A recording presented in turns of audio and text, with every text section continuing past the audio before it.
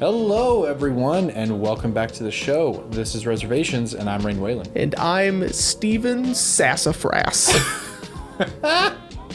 No name generator there. No, it's from a YouTube video with Sufjan Stevens, and friends of his did this video where she's trying to introduce him, but she keeps saying the wrong name because Sufjan is hard to say, apparently.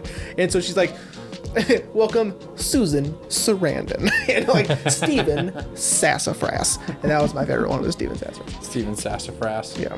There's a show, I can't remember which one, but isn't there like a reoccurring bit where they get the person's name wrong? I mean, I'm sure that's like at any show from the 90s. Yeah, probably. Yeah. Well, welcome back, everyone. Dude, I really enjoyed talking about Harold and Maude last week. Did you? Yep. That was good. Yeah, you yeah. know, I told Mom she needed to check it out. I was like, it was a little shorter. I was Yeah. like, I think we did a real good job. I think we did. I think we did great. You know? Yeah. And let's hope we can keep up that momentum with this week's episode. Yeah. So if you missed out last week on Harold and Maude, this week we are talking about Call Me By Your Name.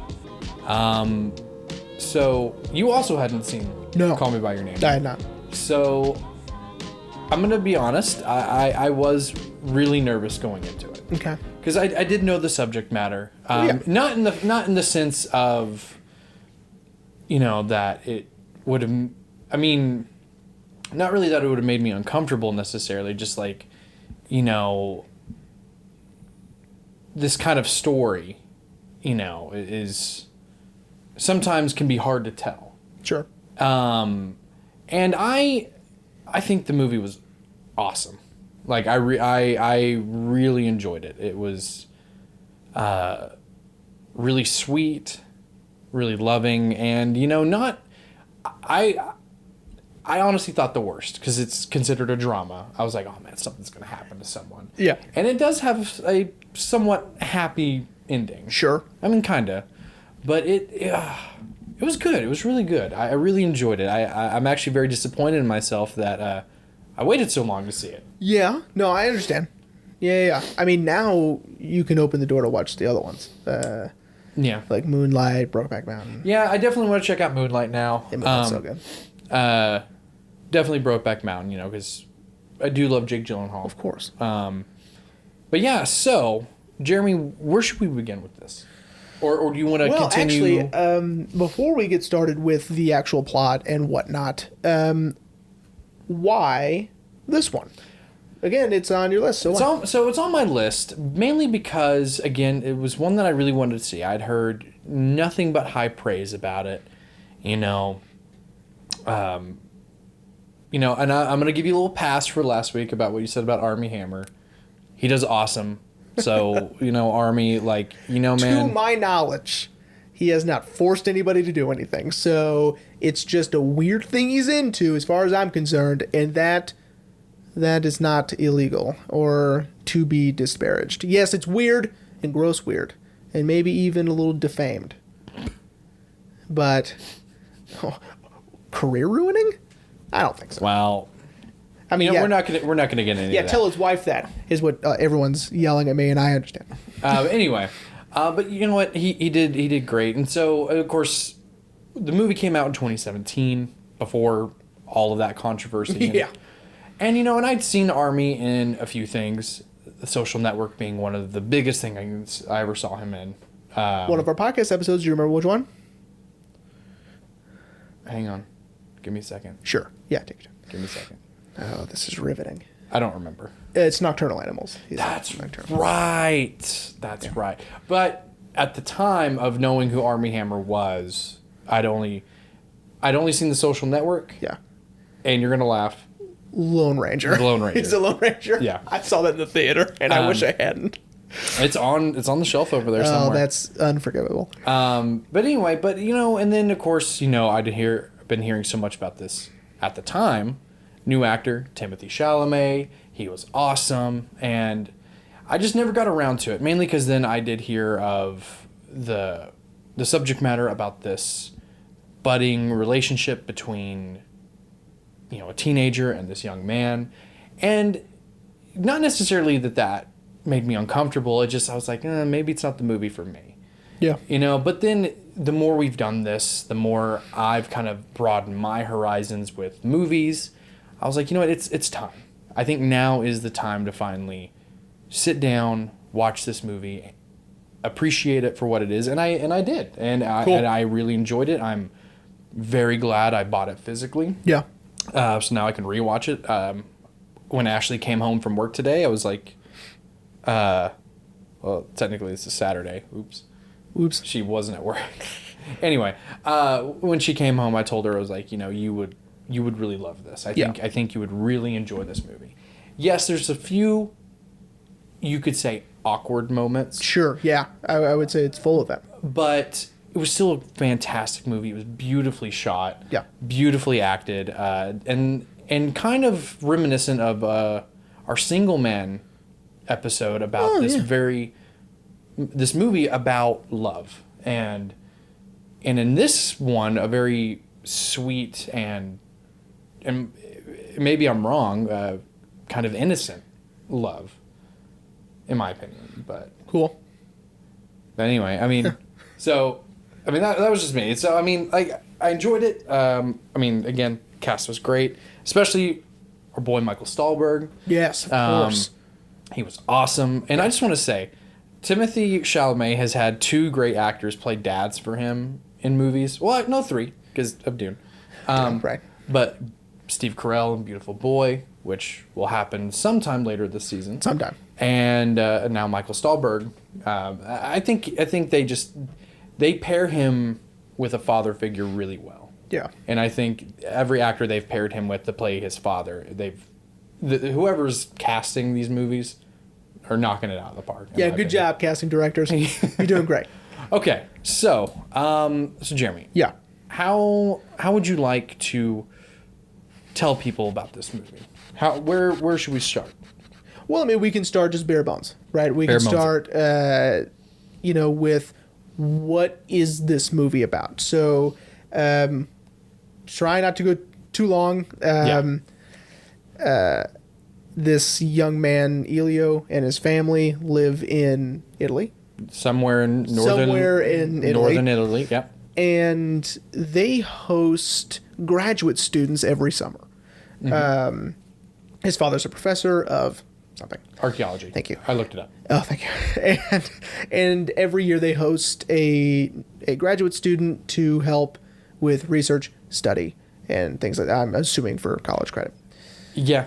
I think they never openly answered that question, but yeah, that's I think probably about it. This year it is Oliver, played by Armie Hammer. Mm-hmm.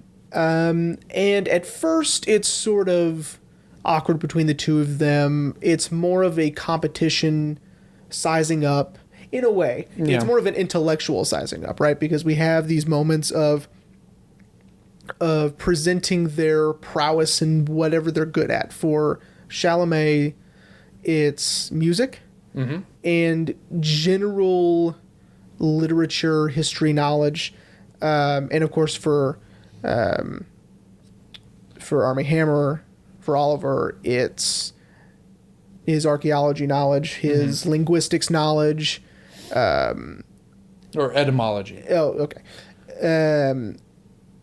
And then, of course, as time goes by, we get the first 2/3 of the movie is basically them figuring it out. Yeah. And then, they finally get together. They have this sort of whirlwind relationship. And once they go on this very short few-day trip together, he has to go home. And as the movie suggests, may not ever see him again. Probably not. Yeah. Not in the book. The book, they see each other again. Oh, okay. But it's, love acquired,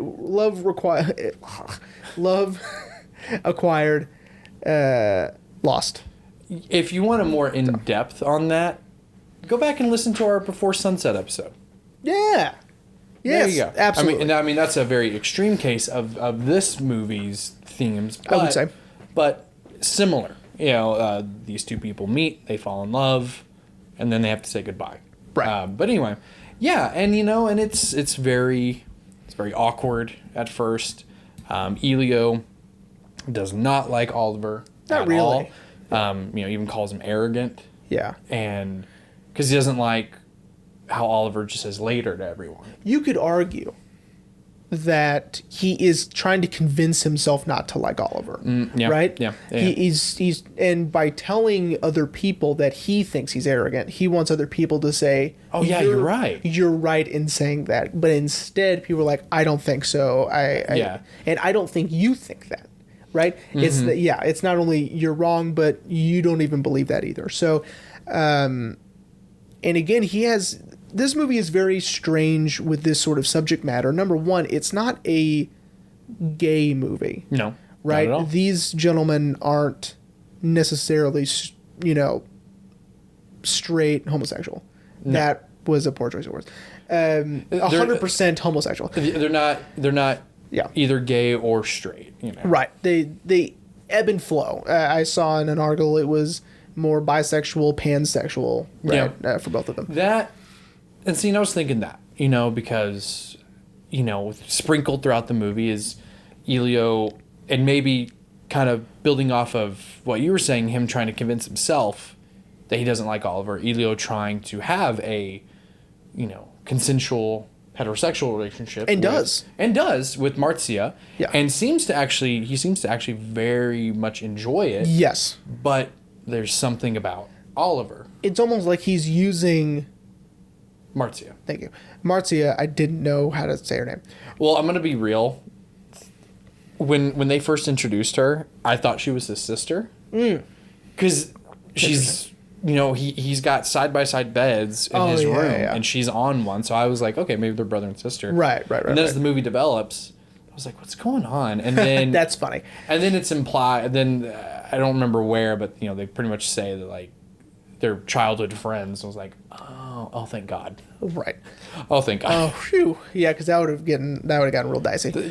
I don't think the movie would have gotten a 10-minute standing ovation. That's right. Had the book and the movie also had this little sprinkle of incest in right. it. Yeah, no way. God.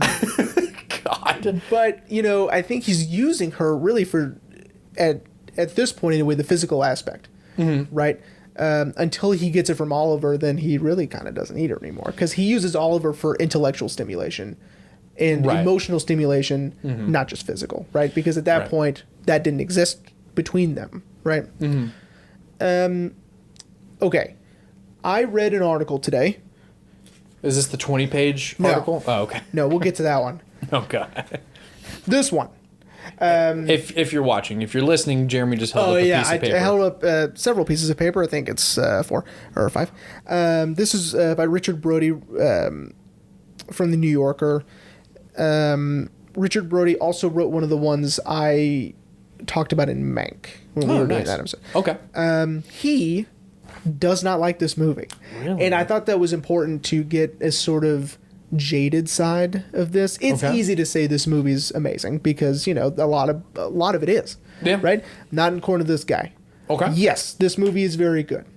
But he, Mr. Brody, he titled this The Empty, Sanitized Intimacy of Call Me By Your Name. A lot of it has to do with when he starts out, he's just talking about there's no real stakes, right? Meaning a movie like this normally has barriers or obstacles, right? So disapproving parents, a society that won't let them be together, right? The classic Romeo and Juliet thing, right? Brokeback Mountain. Exactly. For example. See, I've never seen it, but I do know that there is a lot of, we can't do this. What are the people going to say? Exactly. And they were both married. Yep. But in this case, it's sort of, that's not there, right? The tension, which this guy talks about. The 22-page article. In the 20-page article, he talks about that a lot of the tension comes between just the two of them figuring it out, right? Yeah. Which is true. I mean, it's absolutely true. The lack of an antagonist doesn't necessarily mean lack of tension or lack of problem solving, right? This is still a movie with drama with the two of them, right?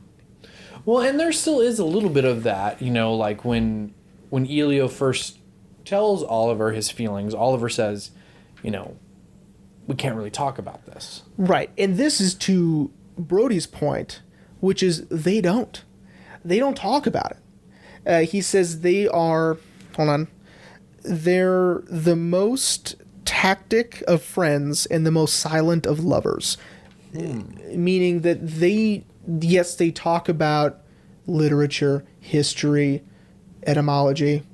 They talk about all this stuff, but they don't talk about them. They don't talk about their feelings towards one another. We see it mostly in physical contact, right? When Oliver first gets there, we get the shoulder rub, right? Yeah. Which he mentions at the end of the movie. That was his first initial...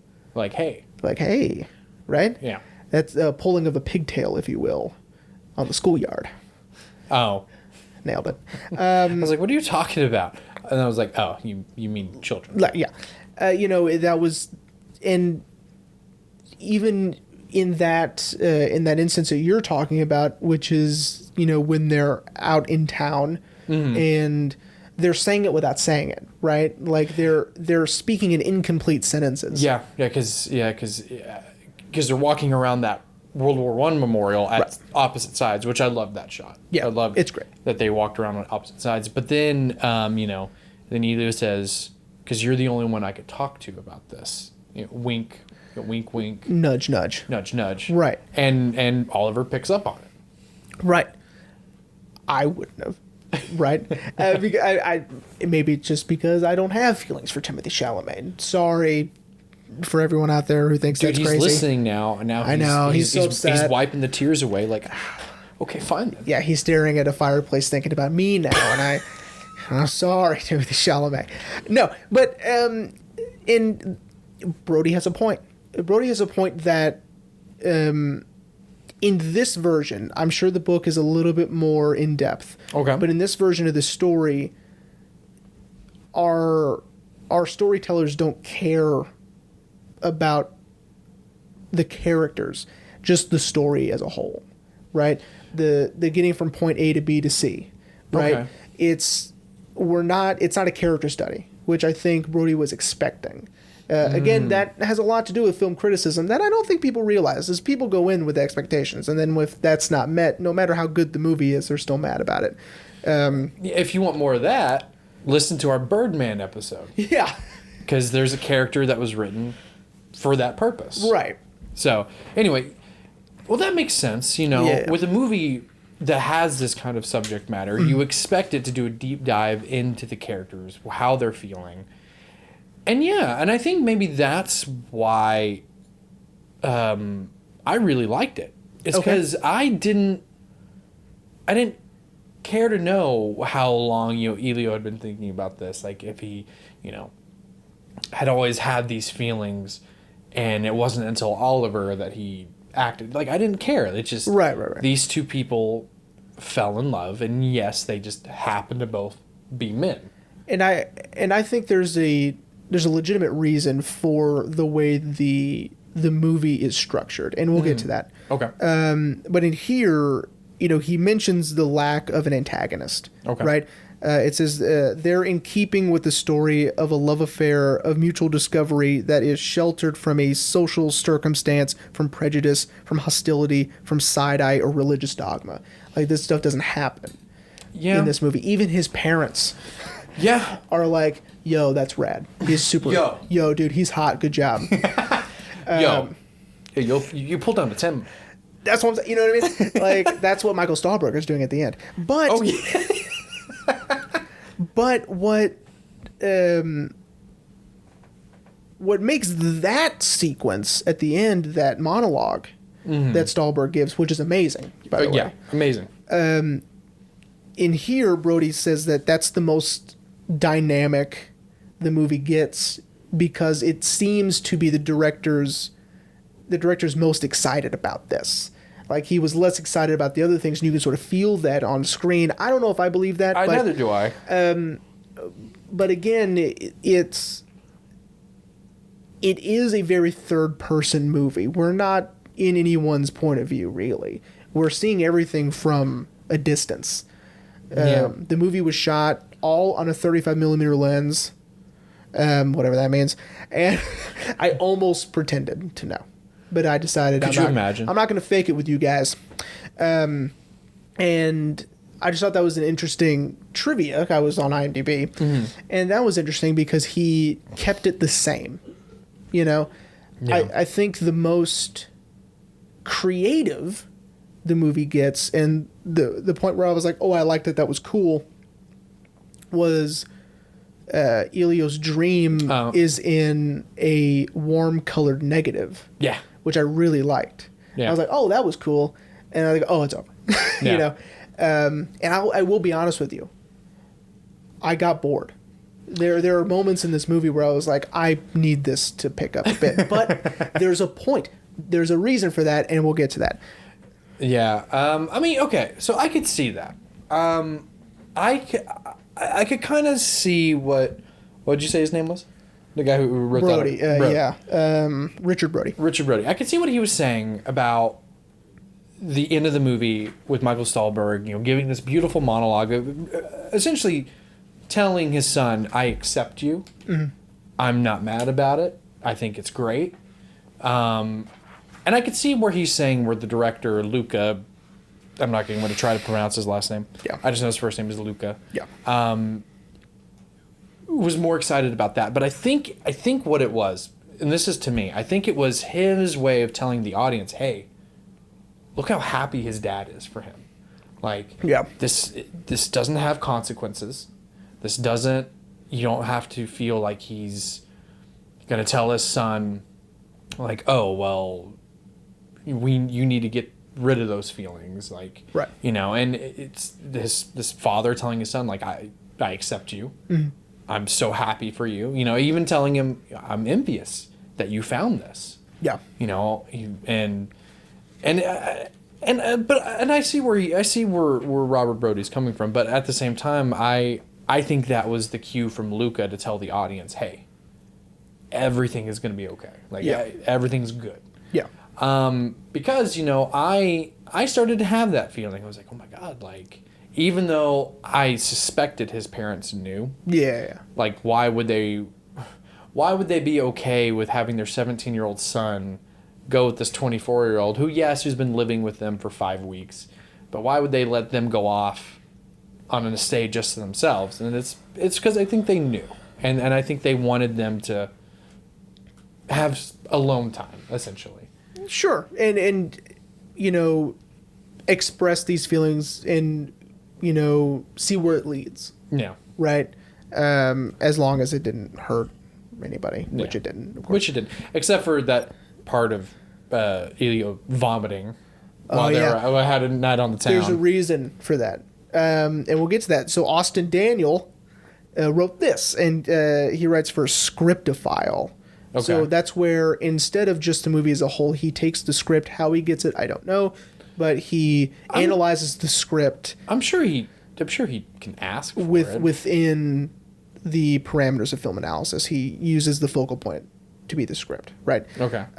What I really liked about his analysis is that he focuses on the idea that Elio doesn't like to give a lot of information about himself. Mm-hmm. He holds himself pretty close. He doesn't express himself in any sort of way to acknowledge feelings.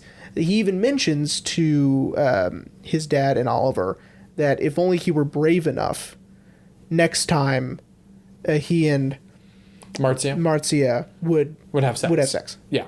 If only he were brave enough to make that next step, because he is so terrified of rejection. And who isn't, right? And what kid isn't? Yeah, that's right? True. Yeah. And is so terrified of, if he were to reveal a lot or all of himself, would they accept it, right? Would anybody, right? it isn't until he meets Oliver that he decides to go all in, right? Yeah. But that takes a while. Yeah, because and it's not until he shows Oliver his kind of like hidey hole, essentially. Like, this is where I come to read. Right. And it's almost there that he's finally kind of letting his guard down and letting Oliver in, essentially. Yeah. Which I really liked. Yeah, so do I. Yeah, I liked this, and that, of course, is why the first 2/3 of the movie take so long. Yeah. Yeah. I mean, I will say, I won't lie and say, no, I wasn't bored. But I was like, it's a little slow. It's a little slow.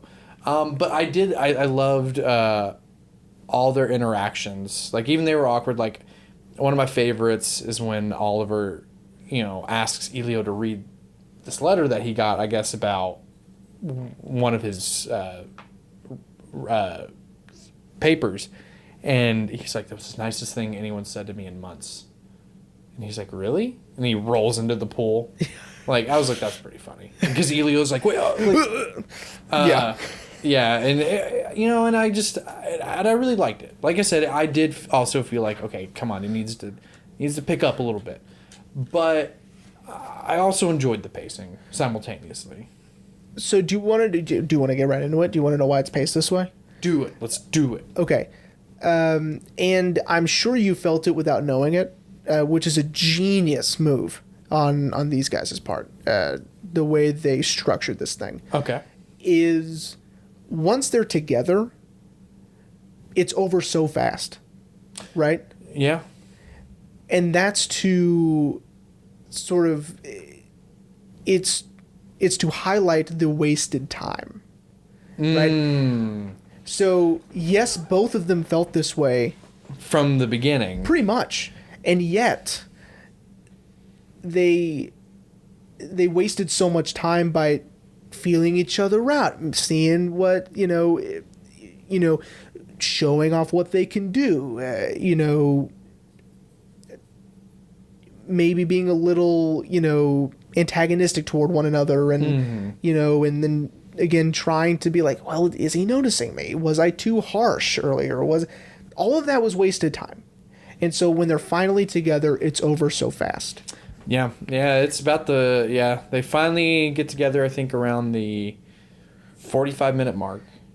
And then... Oh, it's after that. Oh, it is? I think so. Oh, yeah. It's well after that. Well, because I know the last, 10 minutes of the movie it's winter and... Right. Well, not even that last 10 minutes. That's 5. That's maybe less. Still deep in Michael Stauberg's... Right. But anyway, yeah. I guess I didn't really notice. I would say out of 2 hours and 12 minutes, which is what this movie is, I would say almost an hour and a half is them not being together. Yeah. Yeah, because they, there's these moments where we're seeing Elio with Marcia, right. And, and then Oliver with that other woman. I don't remember her name. Something with the C. Sure. And, and then them...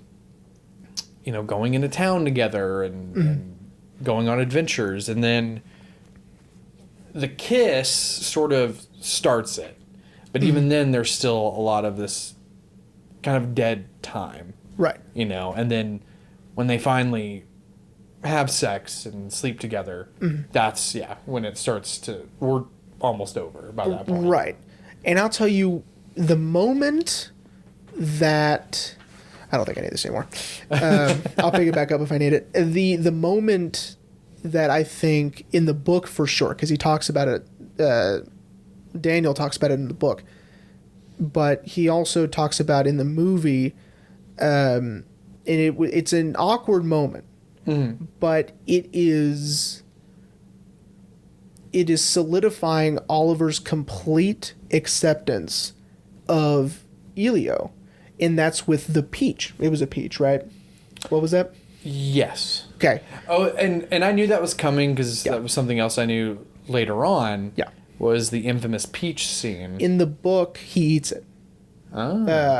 And Elio weeps not just for the embarrassment, right, but also for the I cannot believe this guy is accepting me for everything, right? Yeah. That is when that happens, hook, line, and sinker. That is when Elio has presented his entire self, whether he wanted to or not, right? And that's when Oliver completely accepts it 100%. And I think later on down the line, I'm sure, and we're getting a sequel eventually. I actually looked into that. Sidebar about the sequel. I looked into that, and apparently Luca, the director, said that with he and Timothy having so many projects coming up, and then of course all the controversy with Army, he doesn't think a sequel is going to. How he put it, sequel is on his very low priority list right now, especially because he and Timothy are actually working on a project right now together. Okay. Timothy's got that Wonka movie coming up, and I forgot about that. Think they're about to start production on Dune 2. So if they haven't already, yeah. Luca said that's low on his priority list right now. But it's almost like here moving forward, he will be less afraid.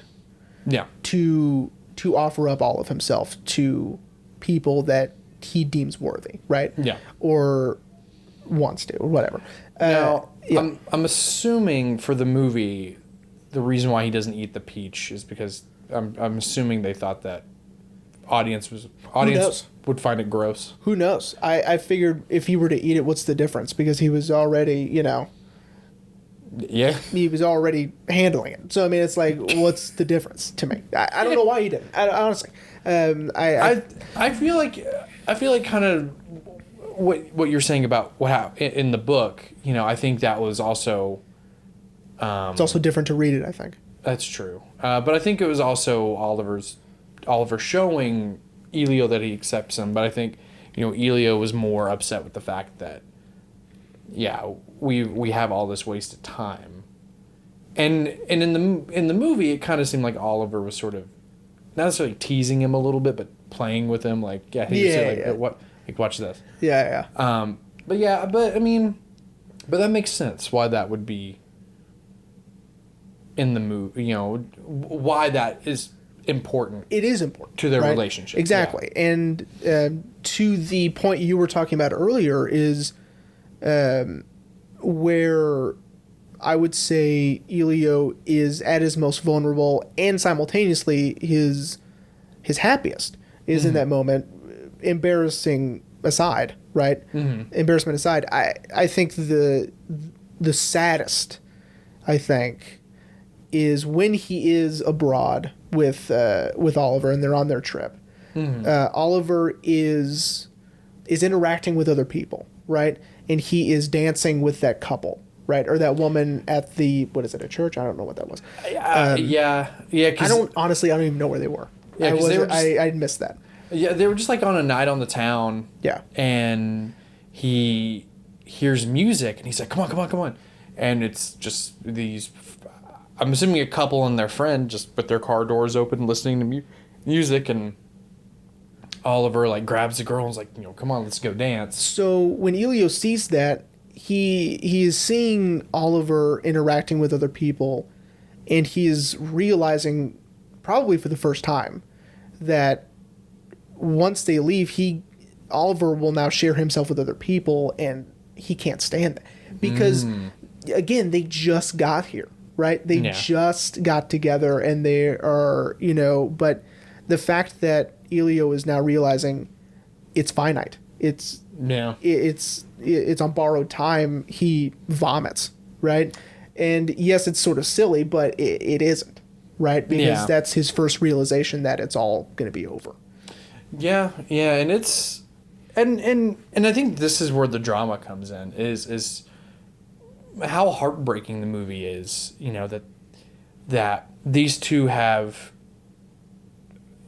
fully gone in together on this relationship, and it ends so abruptly, and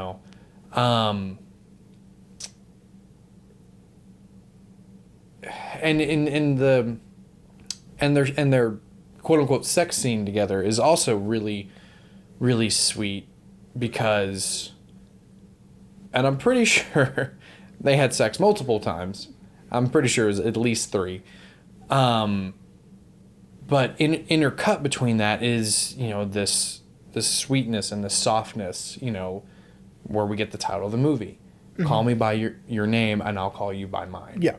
And it's almost, and Oliver says that, and it's almost like he's telling Elio it's okay. Like, it's just you and I right now. Well, not only that, but we now, it's the same thing with the being vulnerable, right? Mm-hmm. We have now offered all of our selves to mm-hmm. one another. Therefore, we are now interchangeable, right? Mm-hmm. And that if you have my name and I have yours, it doesn't matter, right? No. Which is very sweet. No. And that's how Austin Daniel defines the title of mm-hmm. Call Me By Your Name. And it makes complete sense. And I'm going to go with that. Yeah. No, so Jeremy, can I tell you my least favorite part about the movie? Absolutely, you can. So, in an otherwise, and I'm going to say it, otherwise perfect movie, oh, wow. The ending I did not like. You didn't? Because, look, I understand that we needed to kind of catch up with Elio and how he's been since Oliver left. And I understand we also needed to catch up with Oliver. Sort of. And I get that it was probably going to go this way, that Oliver was going to get engaged to a woman and it was going to break Elio's heart.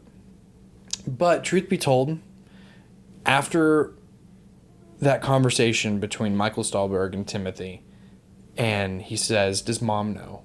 And he goes, "I don't think she does." Mm-hmm. And it cuts and it fades to black. I was like, end it right there. Yeah. And to me, that would have been perfect. Sure.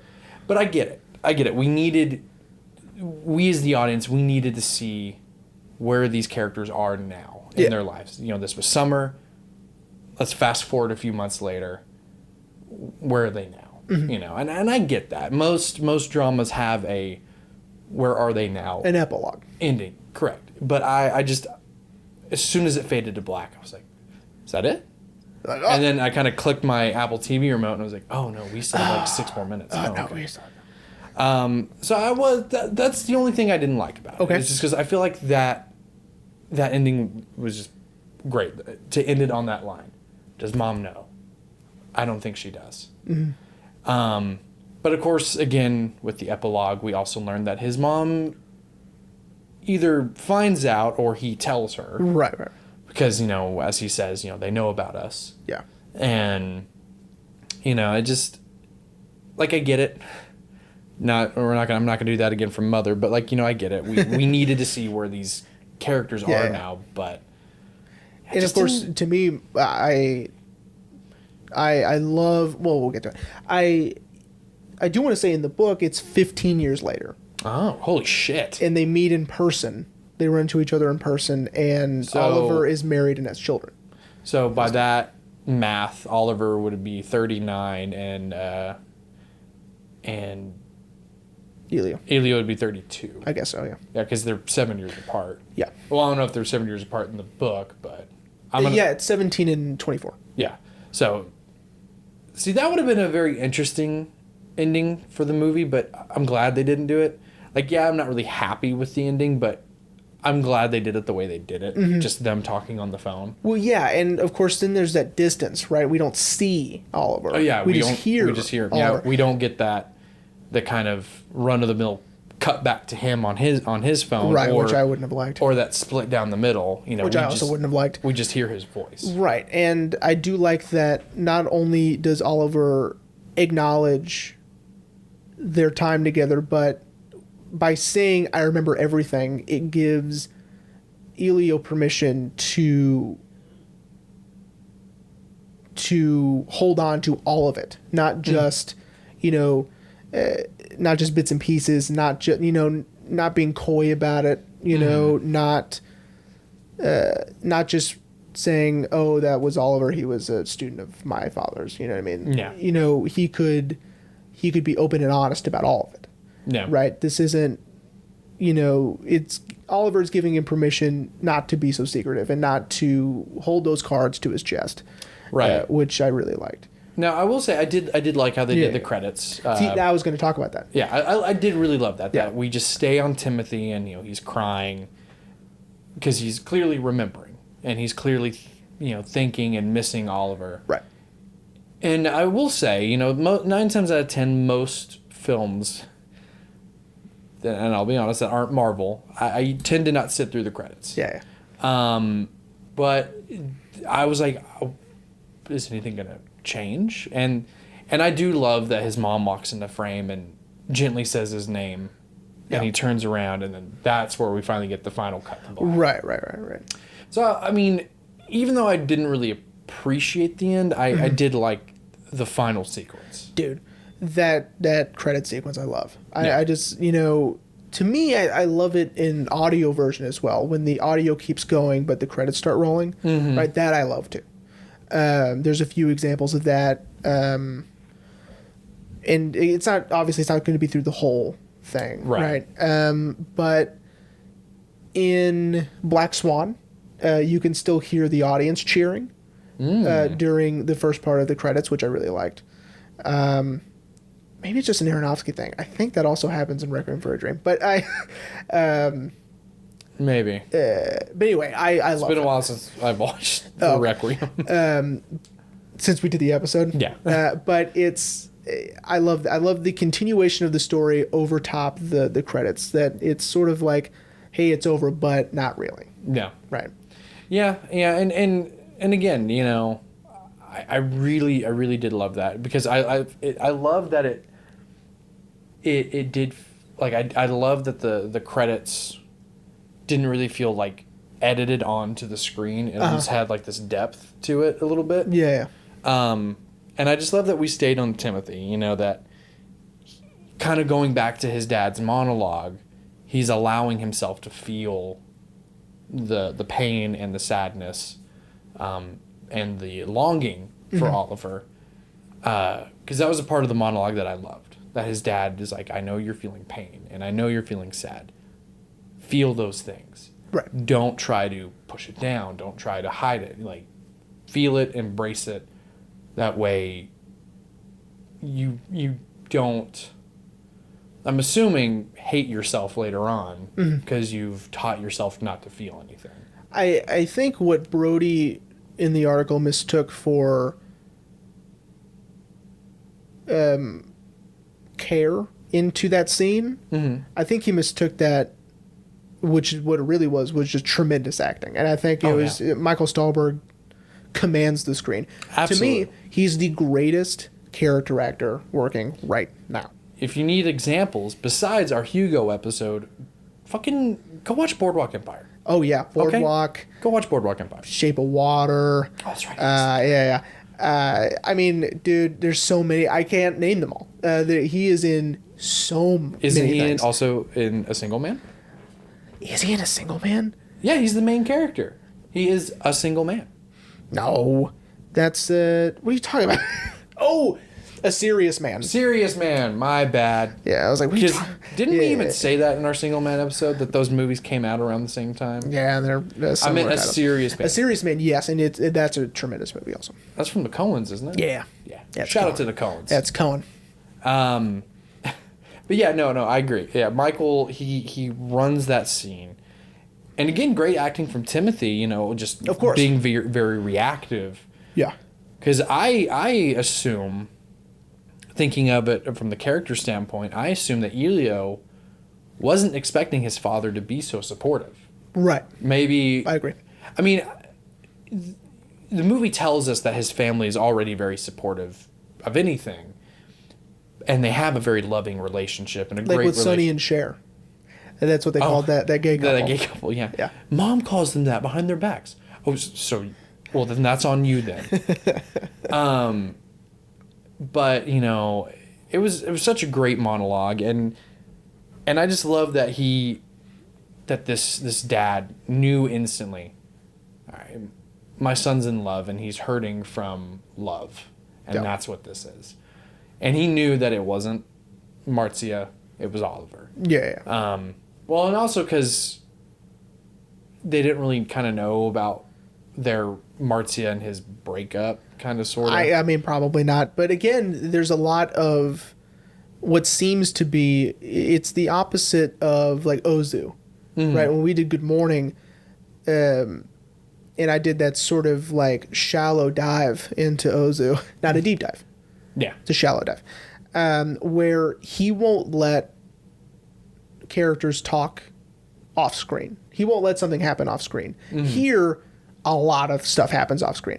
Like, you could imagine or infer conversations that may have taken place since we've left that character, or right. Like, it's the opposite of Ozu. No. It's sort of, okay, so they know this probably because they spoke about it and blah blah blah blah blah, right? Like, No. you know what I mean? And again, it's a lot of what Brody had a problem with, which is the lack of what we would think people would talk about their relationship. Like, that doesn't happen, right? I think the most we get is with Marzia. Marzia? Did I just say it right? Marzia. Fuck. Marzia. Marzia. We get a little bit of that when he comes breakup happens, right? And she goes, "Am I your girl? Am I your girl?" Right? And I'm like, hey, someone's actually talking about their relationship. That's crazy. And he just goes, but he doesn't. See what I mean? Yeah. There's a lot of unspoken reading between the lines sort of stuff you got to do. Well, and I think, speaking of Marzia, excuse me.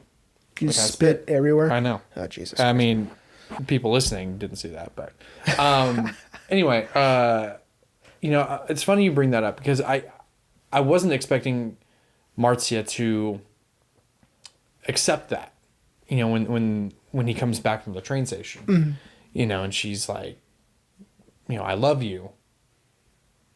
Like, we could still be friends. And he's like, for the lifetime. And, and it's almost like she knew, like, okay, like, maybe he didn't love her, but she knew he cared for her. But it was something about, I like to imagine she knew it was something about Oliver. Oh, okay.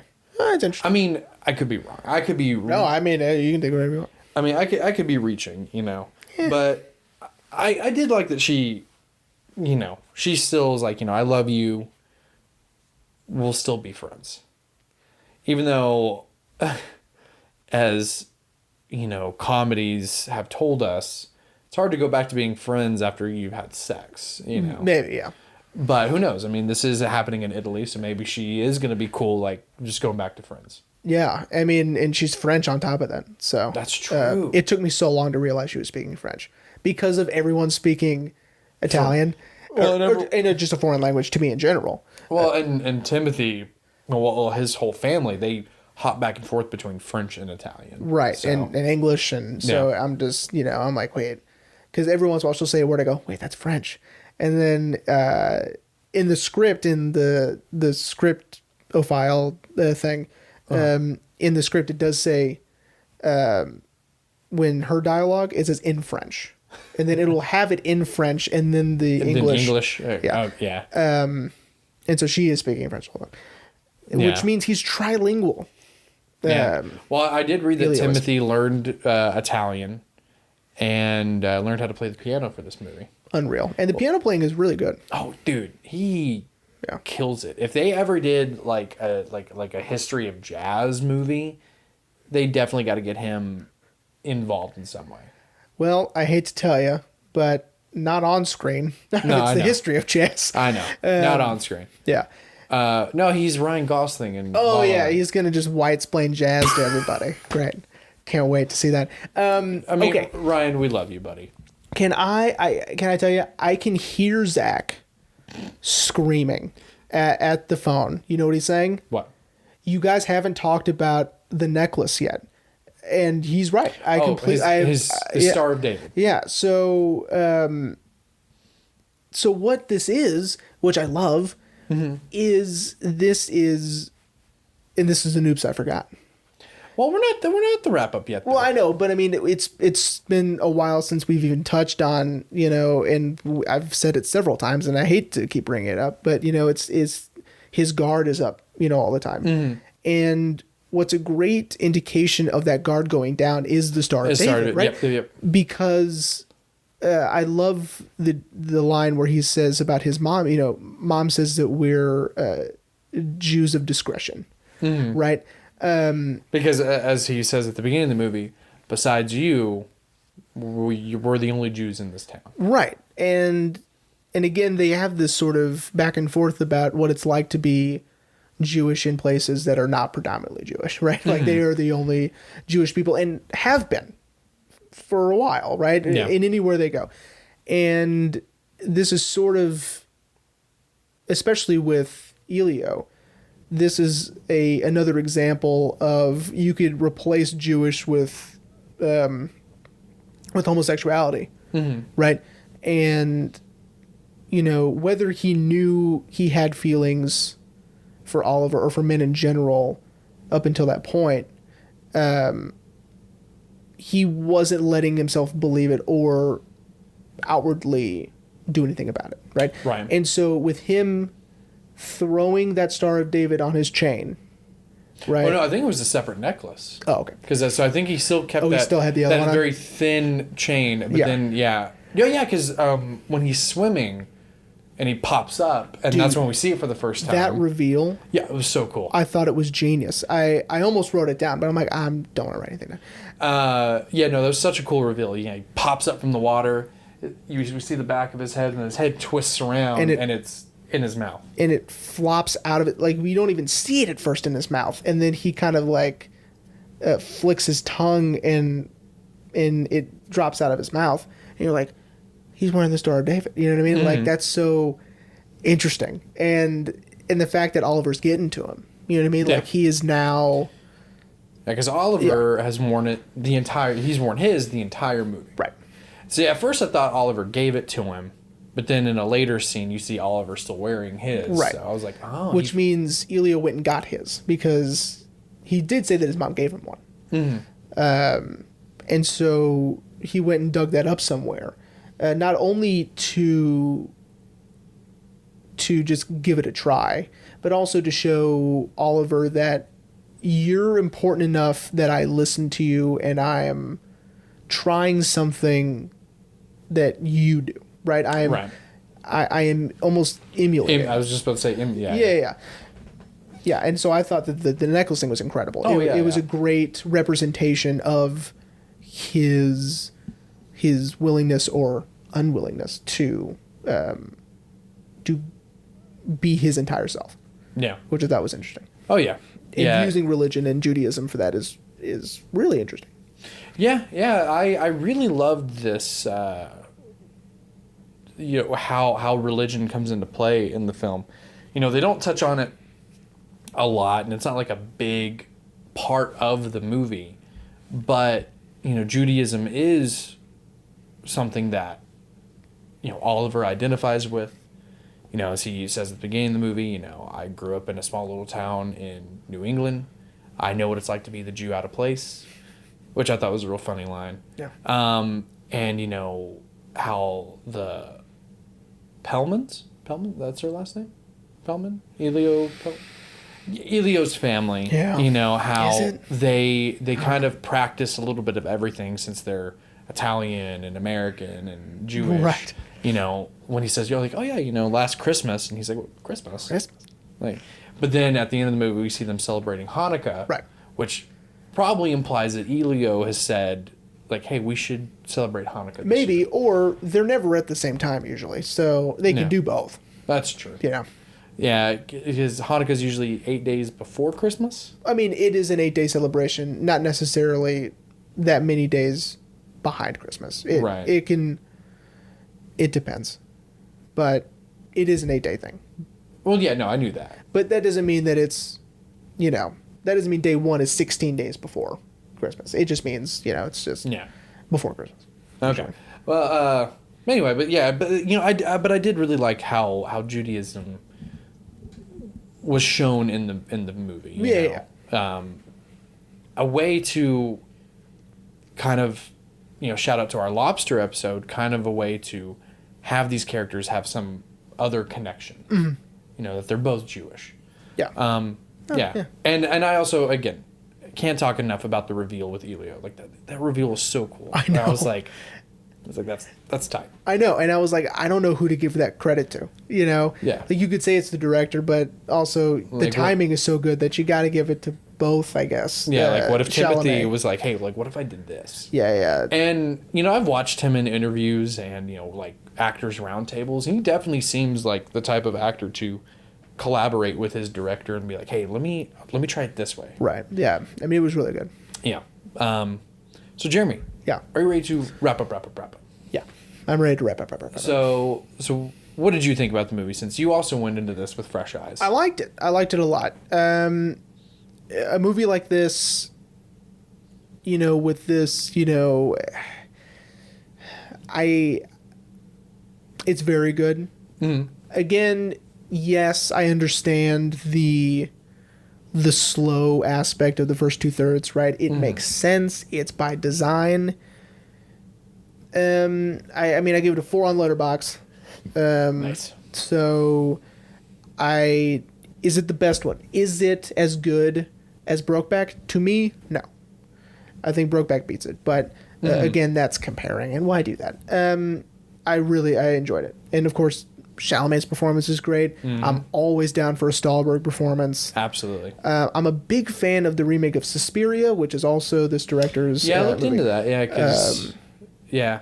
It's very good. Well, and I read that he said it wasn't really more of a remake as it was his own sort of like homage. Yeah, it's not exactly the same at all. No. Actually, they're completely different. So, Yeah. Yeah. Yeah, man. I also again enjoyed the movie. It wasn't as scary as I thought it was going to be. And it was great. I'm really glad that I got it physically. Definitely going to try to convince Ashley to watch it. So yeah, man. I'm glad you dug it. Are you proud of me? yeah. Here comes the waterworks. Oh, God, I just said yeah. God, Yeah. reel it back. Yeah, I've been Jeez. watching a lot of Brooklyn Nine-Nine, and anytime Captain Holt says he's proud of Jake, he's like, oh. Okay. All right, man. So what are we going to be talking about next week? Good question, because it won't be. It'll be a week from then. That's true. So a little inside baseball if you've made it this far. Yeah. We're recording this before our actual record date. Usually, yeah. Usually, but it's because Jeremy's going to be out of town. So we wanted to get this episode ready, locked and loaded. That way you guys don't have to go 2 weeks without an episode. Yeah, because I'll be gone for a week, 8 days. Yeah. So, well, what will we talk about when you get back? When I get back, which is a week after this, or 2 weeks after this recording, or when it comes out, or whatever. I don't know. I struggled with this today because Okay. I was like, I don't know what to do. I don't want to do another love story. We've done 2 in a row. That's true. Because I was going to be like, oh, we could do this one, but no, that's a love story. I don't want to do 3 in a row. Not that there's anything wrong with that. I just want to space them out. So let's do something off the wall. All Why right. not? I have some off the wall ones. Okay. Where's my phone? It's on the floor. Here we go. How about? Okay. So, I think, man, there's some good ones on here. I think for next time, we are going to talk about, oh yeah, why not? Okay. Yeah, we're going to do Come and See next time. I gotta get that ASAP then. Yeah. Just because you know how Harold and Maude is sort of sweet and nice, this is sort of sweet and nice. So now you're gonna just bum everyone out. I guess, from what I understand, it's pretty brutal. So, and it's been long enough. People aren't like, oh, the Ukraine stuff, I have to watch this because everyone else is. That was a while ago. So it's still going on. Yeah, you're right.